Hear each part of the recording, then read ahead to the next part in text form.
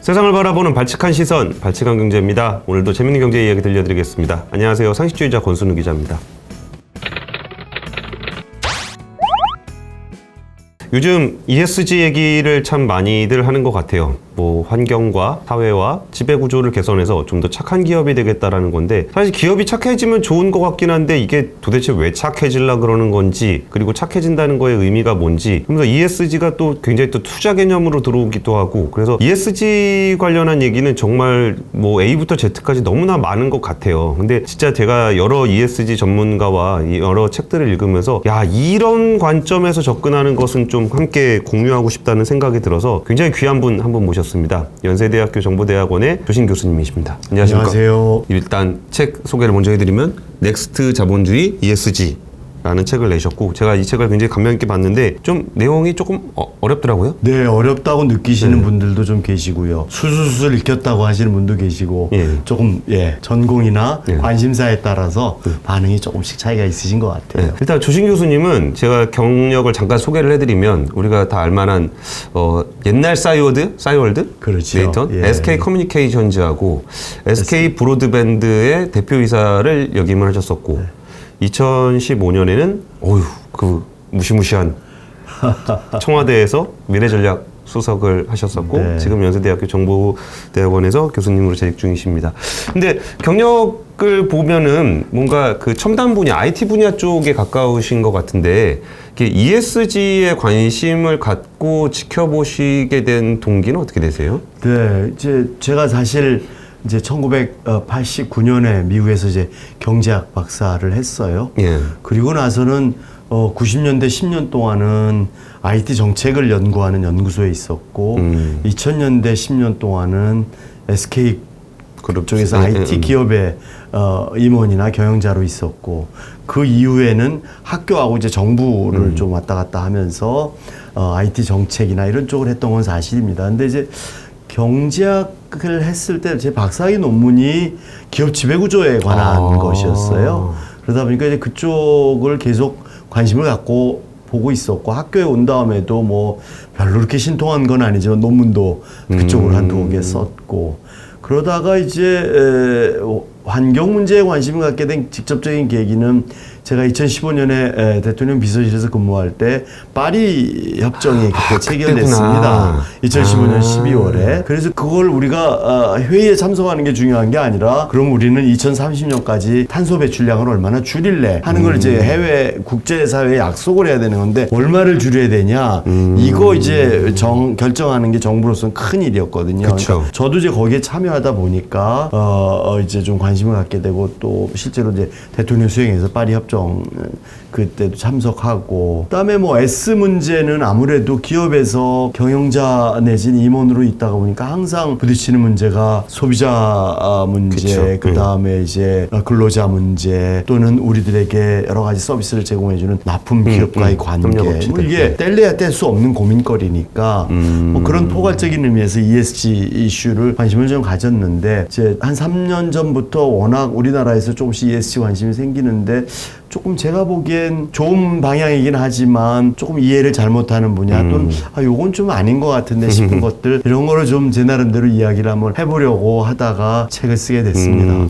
그러니까 이게 참 말씀 들어보니까 진짜 ESG라고 이제 굳이 개념 잡지 않더라도, 뭔가 기업을 하다 보면 소셜에 대해서, 사회적인 것에 대해서 그 함께 일을 하는 이해관계자들에 대한 고민을 해야 되는 거고. 그렇죠. 야, 그 파리 기후 협약의 그 논의 한복판에 계셨다는 것도 좀 항상 저도 말은 하고 있었는데, 그러다니까 그때 얘기만 1시간 들어도 되게 재밌을 것 같긴 하지만, 근데 그렇게 ESG라는 개념을 아까 전에 사람들이 좀 너무 쉽게 쓰는 경향이 좀 있는 것 같기는 해요. 이게 그냥 뭐 착한 기업이다 그러면 뭐 내가 생각하는 착한 기업, 너가 생각하는 착한 기업, 그냥 너도 나도 그냥 자기가 생각하는 올바른 기업에 대한 모습들을 ESG라는 이름을 향해서 뭔가 기업에게 압박하는 그런 수단으로도 좀 많이 쓰이고 있는 것 같긴 한데, 최근 들어서 그러니까 착한 기업에 대한 논의는 이전에도 있었는데, 최근 들어서 ESG라는 개념이 좀 이렇게 많이 이야기되는 원인은 좀 어떤 거라고 생각하세요? 그러니까 이제 제가 보기에 결국 ESG라는 게 기업 경영이라는 측면에서 본다면 기업들이 어떻게 ESG 문제를 해결해 나가서 개선해 나가느냐 하는 거를 지켜보는 측면이 있지만 사실은 ESG라는 말이 최근에 이렇게 부쩍 화두가 된 거는 투자자들로부터의 그렇죠. 움직임이 먼저 시작됐다라는 거를 간과하면 안 될 것 같아요. 그래서 투자자들이 ESG 문제를 옛날에는 이윤만 봤는데 ESG 문제를 잘 해결하는 기업에다 투자하는 것이 좋겠다라고 생각을 바꾸기 시작을 했고 결국 그러다 보니까 기업들의 이제 경영 활동에도 영향을 주게 됐는데 제가 보기에는 직접적인 계기는 한 두 가지 정도 있는 것 같아요. 투자자들이 왜 갑자기 ESG에 대해서 관심을 갖게 됐냐. 첫 번째는 자본주의 위기. 근데 이제 자본주의 위기가 사실은 1970, 80년대부터 조금씩 누적됐는데 2008년, 2009년 금융위기 때 이제 그게 아주 결정적으로 그쵸. 폭발하지 않았습니까? 그래서 이게 이제 더 이상 자본주의가 이렇게 가서는 안 되겠다라는 위기의식을 느낀 거고 사실은 투자자들이 결국 자본시장에서 가장 큰 역할을 하는데 이게 자본주의가 붕괴되면 자기네들한테도 손해니까요. 이제 그런 문제의식을 가지게 되고 뭔가 자본주의를 다시 재건하고 정비하려면 어떻게 해야 될까라는 고민을 하게 된 게 하나의 계기인 것 같고요. 또 하나는 역시 직접적인 계기는 지구온난화인 것 같아요. 지구온난화는 뭐 발등에 떨어진 불이니까 다들 뭐 느끼는 거 아닙니까? 여기 이러다가 큰일 나겠구나. 발등에 불이 떨어졌는데 그 불이 최소한 50년 이상은 불이 붙어 있을 것 같은 그런 느낌이죠. 그러니까요. 큰일 났죠. 그래서 그런 두 가지 문제가 투자자들로 하여금 환경 문제, 그 다음에 사회 문제를 케어해야지만 자본주의가 흔들리겠죠. 좀 자리를 잡겠다. 그 다음에 거버넌스, 즉 기업 지배 구조가 건전해야지만 또 역시 자본주의 위기를 극복할 수 있겠다. 그러면서 자기네들이 그럼 어떻게 해야 되지 하면서 이제 기업들을 때로는 압박하고 때로는 이런 방향으로 하자 하고 유도하고 하는 여러 가지 움직임들이 나타나기 시작했죠. 뭐 뒤에서 좀 더 기회가 되면 자세히 말씀드립니다. 그러니까 이게 저는 교수님 책 읽고 저도 이제 취재하면서 느낀 것 중에 ESG라는 개념을 우리는 기업들이 굉장히 얘기를 많이 해요. ESG 경영이라는 이유로 뭐 나는 ESG 위원회를 만들었고 뭐 나는 무슨 좋은 일을 하고 있고. 근데 사실 저도 그렇지만 ESG가 사실은 투자의 개념이 더 우선돼서 나왔던 게 아닌가 싶어요. 이렇게 그러면 그러니까 ESG를 투자하는 그 투자자들이 주주로서 뭔가를 행사하면서 그러니까 저는 코피아랑 천재가 이거 얘기를 시작했을 때 오죽해도 말을 안 들으니까 좀 잘해보자 해도 말을 안 들으니까 야 그럼 니네 주인이 누구야? 그런 느낌이었어요. 저희 주인은 주주인데요. 그랬더니 그래? 그럼 주주가 누구야? 그랬더니 투자자. 투자자 여러분 우리 좀 같이 해봅시다. 그렇죠. 이런 느낌을 좀 받았는데 이런 ESG를 어차피 기업이 하는 건데 금융업 쪽을 중심으로 해서 얘기가 진행되는 이유는 좀 어떤 거예요? 그러니까 이제 일반인들은 아무래도 사실은 언론이나 이런 데서 나오는 것들을 보잖아요. 그런데 언론에 이런저런 기사 나오는 건 대부분 다 기업들의 경영 활동을 그들이 좀 소개하거나 홍보하거나 하지 않습니까? 그러니까 뭐 어떤 기업이 ESG 경영 실천 대회를 열었다. 또는 뭐 이사회에다 ESG 경영위원회를 만들었다. 뭐 심지어는 뭐 우리는 일회용 컵을 안 쓰기로 했다. 뭐 이런 좀 약간은 좀 이것도 ESG인가 하는 그런 이제 것들을 하는 게 워낙 많이 나오니까 ESG가 아니진 않은 것 같은데 저것까지도 ESG인가 싶은 것들이 많죠. ESG라고 말하고 아무거나 한다 뭐 이런 얘기도 할 정도로 명절을 앞두고 ESG 차원에서 납품업체들한테 현금 결제를 해줬다. 이거 작년에도 본 것 같은데 그런 느낌도 있고. 그런데 사실은 투자자들의 움직임은 언론에 잘 안 잡히거든요. 맞아요. 집요하고 그 대신. 그래서 예컨대 뭐 지금 블랙락이라고 전 세계에서 가장 큰 자산운용사 예를 한번 들어보면 그 블랙락이 9조 달러 정도의 자산을 운용하거든요. 그러니까 우리나라 상장사의 시가총액이 2조 달러가 좀 넘으니까 4배 정도 되는 어마어마한 자산을 움직이는데 이 사람들이 밥 먹고 하는 일이 자기가 투자한 기업들 우리나라 기업들도 많습니다. 포스코나 뭐 이런 데 대표적으로 일일이 찾아다니면서 만나가지고 너네 탄소 어떻게 줄일 거야? 내가 보니까 너네는 탄소를 줄이려는 별로 노력을 안 하는데 하는 식으로 압력을 놓고 때로는 이제 가끔씩은 주주총회 같은 데서 이제 이사회의만 뭐 이런 것도 내기도 하고 그런 거는 좀 기사가 되지요. 근데 대부분 이런 투자자들의 움직임은 언론의 주목을 받지 않고 물밑에서 조용히 움직이니까 실제로 투자자들이 야 내가 ESG를 잘하는 기업에다 투자해야지만 내가 수익성이 올라가겠구나 하고 믿고 움직이는데도 불구하고 그리고 그들이 움직여서 기업들의 변화가 일어나고 있는데도 불구하고 이제 수면 위에서의 움직임만 보고 그쵸. 수면 밑에서의 움직임은 잘 안 보이니까 ESG가 투자자들에 의해서 주도되고 있다라는 거를 일반인들은 잘 모를 수 있다라고 저는 생각을 합니다. 그러면 그 투자자들을 중심으로 하는 그 변화가 예를 들면 그러니까 우리는 사실 그 인류는 좀 더 좋은 미래를 만들고 싶어하는 목표를 그대로 가지고 있으면서 이거를 어떤 식으로 할 것이냐의 방법론에 있어서 그 ESG는 일종의 투자자들을 중심으로 하게 된 거잖아요. 근데 이게 투자자들을 중심으로 하게 되면은 이게 더 아까 전에 좀 더 기관 투자들은 좀 더 집요하게 할 수 있다는 말씀을 좀 해주셨는데 그게 더 좋은 변화를 이끌어낼 수 있을까요? 이거는 저기랑 같이 해서 그 사회적으로 바라보는 ESG와 경제적으로 바라보는 ESG 그리고 투자자들이 ESG에 대한 주도권을 가질 경우에 뭐 그냥 밖에서 그러니까 정부가 가질 수도 있는 거잖아요. 정부가 뭐 야, 니네 이렇게 해라 저렇게 해라 아니면 시민단체도 할 수 있고 이런 것들의 차이를 좀 비교해보면 어떨까요? 그러니까요. 이게 참 어려운 문제인데 그러니까 이제 사람들의 행동으로 봐도 착한 사람, 착한 행동 이건 이제 좋은 거지요. 거기에 비해서 이기적인 사람, 이기적인 행동은 나쁜 거잖아요. 그런데 정말 타고난 게 착한 분들도 계시긴 하지만 대부분은 한두 번은 착하다가도 그게 나 힘들어 뭐 나도 뭐 이게 뭐 땅 파서 장사하냐 뭐 이렇게 되니까 지속성이 없단 말이죠. 그래서 결국은 사회를 변화시켜야 되겠다는 취지는 다들 공감하는데 그게 지속 가능해야 되고 그다음에 거기에 참여하는 사람들의 인센티브하고 합치해야 된다라는 게 전 중요한 것 같아요. 그런데 이제 말씀하신 것처럼 ESG를 바라보는 시각이 이제 또는 뭐 기업의 사회적 책임 또는 바람직한 사회 아무튼 이걸 어떻게 만들어낼 거냐라는 바라보는 시각이 조금씩 차이가 있을 수 있는데 경제학에서는 주로 경제적인 관점 또는 자본시장의 관점에서 본다면 자본시장이 변화해서 자본주의를 변화시키는 것이 유일한 길이다 또는 가장 효과적인 길이다라고 생각을 하는 반면에 이제 경영학이나 이런 쪽에서 바라볼 때는 그쪽을 무시한다는 뜻은 아니지만 주로 기업이 어떻게 움직이느냐는 거를 바라보고 그래서 그분들이 이제 전통적으로 기업의 사회적 책임 CSR이라고 하죠. Corporate Social Responsibility. 이쪽을 좀 강조했고, 뭐, 또 이제 사회학이나 이런 분들은 근본적으로 시장이라는 건 사악한 거야. 맞아요. 이런 시각이 이기적이고. 있고. 그러니까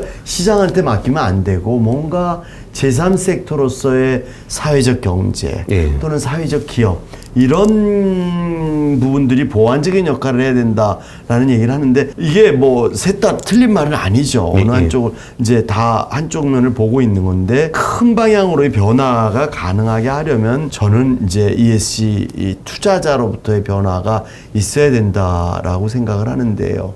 뭐 혹시 그러면 이제 아까 조금 전에 얘기한 기업의 사회적 책임을 강조하는 CSR하고 ESG하고 뭐가 다르냐. 그러니까 CSR 경영, ESG 경영. 근데 이거는 저는 굉장히 큰 차이가 있다고 보는 거죠. CSR에는 아까 말씀하신 것처럼 이해관계자들이 이제 기업들한테 이런저런 요구를 하죠. 이렇게 좀 해라. 소비자들한테는 이렇게 보호를 해야 되고 환경 보호해야 되고 그 다음에 나쁜 기업들도 좀 챙겨야 되고 다 필요하고 옳은 말이죠. 그 다음에 이제 정부도 같이 어떤 여러 정책을 통해서 그걸 변화시키려고 노력을 하고. 근데 여기에는 투자자가 그림이 없어요. 그 CSR 그렇죠. 쪽에는. 그러니까 기업 입장에서는 사회적인 압력을 무시할 수는 없으니까. 그러니까 그 부분이 좋은 것 같아요. 투자자는 이해관계자 중에서도 제일 힘이 강한 사람이라는 이미지가 좀 있는 것 같아요. 그렇죠. 주인이니까. 뭐 그런 그러니까 없는 건 아니죠. 나머지 측면에서 나머지 이해관계자들, 그러니까 이 여러 가지 측면 중에 왜 투자자의 측면을 강조하지 않느냐? 왜냐하면 얘가 지금 주인이니까 우리는 부수적인 거고. 그러니까 CSR은 이 사람을 배제하고 여긴 원래 나머지 쪽 거니까. 힘을 좀 올리자. 그러니까 약간 이런 쪽에 좀 측면이 있죠. 것 같아서. 맞습니다. 뭐 좋은 말씀이십니다. 그리고 그쪽 힘을 궁극적으로 올려주자는 게 맞는 말이고요. 방향성에서. 그런데 투자자의 서포트가 없는 그런 움직임은 지속 가능하지 않다라는 걸 이제 제가 말씀드리는 거죠. 그러니까 CSR 쪽에서는 자 투자자는 빼놓고 이렇게 해라. 그러니까 결국 CSR이 생각하는 어떤 미래의 모습은 자본시장의 변화를 전제로 하는 것이 아니라 악한 기업이 착해지는 예. 착한 기업의 재탄생 이런 쪽에 좀 전세를 하고 있는 측면이 있거든요. 근데 그럼 경영자 입장에서 볼 때 오케이 자 여러 가지 이해관계자들의 어떤 요구나 이런 거가 있으니까 이런 걸 하자. 근데 한편으로는 자기 뒤에 있는 투자자는 야 근데 흑자가 줄었네 또는 적자가 났네 하고 압력을 넣을 거니까 경영자 입장에서는 이쪽 압력이 사실 아까 말씀드린 대로 훨씬 더 집요하고 이 사람들이 결국 자기 그렇죠. 자리를 좌우할 수 있는 힘을 있죠. 가지고 있으니까 그러니까 결국은 이해관계자들이 요구하는 거는 좀 심하게 표현하면 하는 척하고 그러니까 최소한의 것만 하고 예쁘게 포장하고 포장지를 예쁘게 싸서 이런 거를 하면서 기업의 본질적인 활동은 변화하지 않는 그렇게 된다라는 거죠. 그래서 결국 CSR은 착한 투자자, 예. 선한 기업 이제 이런 것들의 만남이라는 측면을 강조하는 데 비해서 ESG는 착한지 안 착한지는 난 모르겠고 그렇게 해야지만 앞으로 우리가 살아남아 환경이 지금 20년 30년 후에 다 인류가 망하게 생겼는데 무슨 놈의 우리 미래가 있어 이런 입장에서 장기적인 관점에서 수익성 극대화라는 걸로 접근하니까 이들은 철저히 이기적이다. 다만 똑똑한 이기적인 뭐 당장의 눈앞의 이익에 눈이 먼 그런 멍청한 이기적인 사람들이 아니라 똑똑한 이기적인 기업들과 투자자들과 기업이 만나서 장기적으로 지속 가능성이 있는 그런 시스템을 구축하자는 거니까 지향성 면에서는 분명히 같죠. 근데 이제 저는 CSR 경영은 취지는 매우 좋으나 지속 가능성이나 인센티브 합치성이라는 관점에서 볼 때 좀 취약하다. 그래서 지금 이제 ESG 경영 또는 ESG 투자로 한 단계 더 진화되고 있는 그런 상황이더라고 저는 봅니다. 근데 그 부분에 있어서도 그러니까 결국 그 ESG 투자라는 것도 이제 뭔가 이렇게 투자자의 착한 이미지가 좀 있어요. ESG를 투자하는 거 펀드 매니저들이 뭐 예를 들어 자산운용사 사람들 만나도 요새 ESG 많이 한다 그러니까 그 뭐 ESG 투자 우리도 늘릴게요. 뭐 ESG 뭐 신경 써서 투자할게요라고 얘기하는데 사실 뭐 제가 펀드에 가입하는 사람 입장에서 봤을 때 내가 낸 돈을 그 펀드 매니저가 좋은 일에 쓴다라고 하는 것이 그렇게 썩 마음에 들진 않아요. 네. 나는 내 돈 가지고 이렇게 좀 불려달라 그런 건데. 그렇죠. 좋은 일은 자산운용사 돈으로 하든지. 왜 내가 돈 좀 많이 벌어달라고 그러는 돈으로 왜 펀드 매니저가 그거래? 이거는 펀드 매니저가 나하고 약속했던 최선을 다해 수익을 올려드리겠습니다라는 약속이랑 부딪히는 거 아닌가? 그런 생각도 좀 드는데 그 부분은 좀 어때요? 펀드의 선관주의. 충분히 일리가 있는 얘기고요. 조금 전에 말씀드린 건 큰 방향성 면에서는 그렇지만 원래 총론에는 찬성하지만 강론에 가면 이제 반대가 많고 실제로 어려움이 있듯이 자 어쨌거나 ESG 투자라는 이름으로 기업들한테 이제 투자를 하고 너네 ESG 경영을 잘해라 하고 했는데 기업 입장에서 볼 때 ESG 활동을 하려다 보면 당장에 비용이 나가잖아요. 그죠? 뭐 환경 투자도 해야 되고 이해관계자들한테 좀 더 그분들을 좀 더 배려하고 이런 식으로 되면 그럼 이익이 줄어드는데 그거를 이제 어떻게 감당할 거냐의 문제인데 그랬을 때 아까 말씀드린 것처럼 ESG 투자자들은 그들이 착해서 그걸 감내하는 것이 아니라 저들의 행동과 변화를 보니까 즉 기업의 변화를 보니까 쟤네들이 일시적으로 지금 이윤이 줄어들긴 하지만 저건 옳은 방향이야. 저리로 가면 장기적으로는 도리어 이윤이 나겠다 하는 기업들을 골라서 투자를 한다는 거죠. 아직은 모든 투자자들이 그렇게 활동하고 있다는 뜻은 아닙니다만 그래서 극단적인 예를 제가 두 가지를 들어 한번 볼게요. 똑같은 석유 기업인데 하나는 브리티시 페트롤륨 BP 그다음에 하나는 엑슨모빌의 예를 들어보면 BP가 우리는 이제 저탄소 쪽으로 전부 다 비즈니스 모델을 넘어가겠습니다. 그래서 이쪽 투자도 많이 하고요. 뭐 석탄 발전 안 하고요. 뭐 이런 식으로 이제 하다 보니까 미리 그러면서 그러면 이렇게 되면 우리 투자는 많이 들어가야 되고 그러면 이익이 줄어들 테고 배당도 줄어들 겁니다. 라고 발표를 했는데 보통 때 같으면 주가가 떨어져야 되잖아요. 야, 누가 너 좋은 일 하래 돈 벌으라 그랬지 뭐 이렇게 되는 거죠. 근데 그러고 나서 주가가 되려 올랐거든요. 거기에 비해서 엑슨모빌은 야 당장에는 우리 저 탄소 그래 궁극적으로 가야 되지. 근데 우린 지금 내가 보기에는 앞으로도 한동안 탄소 가지고 이런 거 하는 석유, 석탄 이런 게 많이 필요해. 그래서 그런 수요가 계속 있을 거야 하고 그쪽 투자를 막 늘렸어요. 그랬더니 쟤네들 지금 당장에 우리한테 이익이 되는지 모르지만 저러다 쟤는 망하겠네 하고 이제 그들에게 압력을 넣었는데 이들이 말을 안 들은 거죠. 그랬더니 투자자들이 합동으로 주총에 가서 이사진 3명을 해임을 했거든요. 언제 내가 너보고 단기 올리라고 그랬어? 이렇게 되는 거죠. 그래서 이건 좀 극단적인 얘기는 하지만 투자자들이 실제로 말만 그렇게 하는 건 아니고 바뀌어 나가고 있다 하는 측면에서 저는 볼 수 있을 것 같아요. 근데 그 사건은 진짜 상징적이었던 것 같아요. 맞아요. 큰 사건이죠. 엑선모빌은 정말 글로벌 오일 메이저 중에 메이저인데 거기가 석유 사업한다고 이사를 날려버릴 줄이야. 날려버리는 거니까요. 규정이나 전체적인 분위기로 봐서는 이제는 더 이상 선량한 관리자로서의 의무 관점에서 볼 때 너는 ESG 투자하면 안 돼 하는 식의 압박은 없어요. 그런데 제가 뭐 마치 ESG는 이제 뭐 다 문제가 해결됐고 이제 앞으로 그렇게 가기만 하면 된다는 것처럼 혹시라도 말씀드리는 것처럼 보일 수 있는데 실제로 아직 길이 멀었어요. 그쵸. 대표적으로 어떤 이제 한 연구에서 조사를 해봤더니 ESG 투자를 성과를 내려면 적어도 한 5년, 대체적으로는 7년 이상이 걸린다라고 본다는 거예요. 그런데 그 자산운용 펀드 매니저들의 평가 주기는 심하면 1년, 3년, 5년 이하인 경우가 90%였다는 그렇죠. 거예요. 우리 딱 펀드 들면은 한 3개월 안에 수익 안 나오면 그러니까요. 바로 갈아타야죠. 이게. 그러니까 선관주의의 의무라는 점에서 법적인 어떤 장애는 없어졌을지 모르나 여전히 우리가 긴 미래를 준비하자라고 말은 하면서 여러 가지 제도나 인센티브 설계가 아직 거기까지 가려면 좀 더 시간이 필요하다. 저는 그렇게는 말씀드릴 수 있을 것 그러네요. 같아요. 그럼 ESG는 그러니까 회사의 변화도 있어야 되고 투자하는 쪽에서의 변화도 있어야 되고 투자자에게 투자하는 투자 사는 사람들의 문화에도 그렇습니다. 좀 변화가 좀 필요한 것 같으네요. 예전에 제가 어떤 매체에서 지금 교수님과 저희가 이제 같이 칼럼을 쓰는 게 있잖아요. 근데 제가 되게 어색했던 게 제가 ESG 투자가 요새 왜 많을까의 요인 중에 하나로 수익을 좀 꼽았었어요.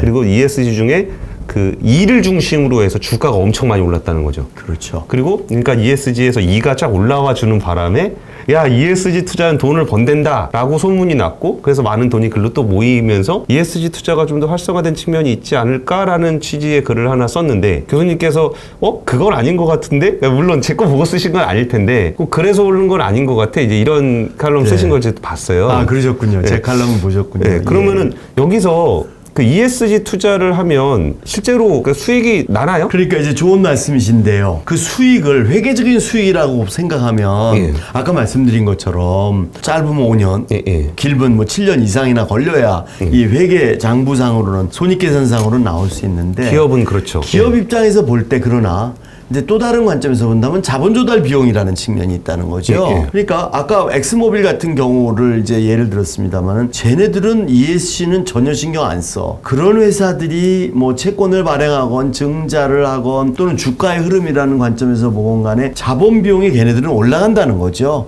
거기에 비해서 우리 지금 환경 투자를 늘려야 되겠습니다. 라고 하고 뭐 유상증자를 한다든지 자본을 조달한다든지 하면 자본 비용이 더 싸진다는 거거든요. 그러니까는 기업 입장에서 볼 때는 그런 류의 베니핏이 당장에 나타날 수 있는 것이다라는 점에서 보고 그 다음에 이제 실제로 여러 가지 실제로 그래서 ESG를 잘하는 기업들에 대해서 투자를 하면 투자자 관점에서 볼 때 투자 수익률이 좋으냐 하는 거에 대해서 수천 개의 연구가 지금까지 있었어요. 근데 뭐 방법론상으로 뭐 여러 가지 차이도 있겠고 하긴 하겠지만 거의 대부분의 연구가 최소한 다른 ESG 투자를 안 한 거에 비해서 못하지는 않은 것 같다라는 견해가 한 8, 90%는 되고요. 한 1, 20%의 연구들은 아니야. ESG 투자가 아직은 수익률이 안 나는 것 같아. 뭐 이제 이런 쪽으로 나오는 것 같아요. 근데 이제 말씀 주신 것처럼 이게 혹시 요새 그쪽으로 돈이 몰려서 주가가 올라가지고 이제 그렇게 된 거 아니야? 이렇게 생각할 수도 있어요. 특히 이 분야는 예를 들어 태양광이나 풍력 뭐 아니면 수소 이런 쪽은 수익률이 적거든요. 맞습니다. 저는 분명히 그런 측면이 있다고 봐요. 없다고는 생각 안 하는데 역시 이제 거기에 관해서도 이제 연구들이 좀 있는데 그런 측면이 다미넌트하지는 않다.